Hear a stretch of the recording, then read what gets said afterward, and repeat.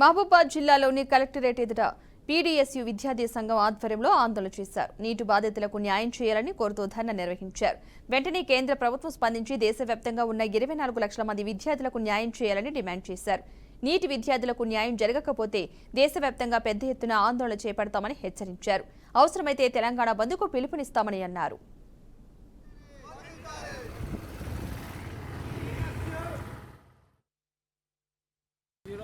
Entrance test అనేటువంటిది పెడతారు.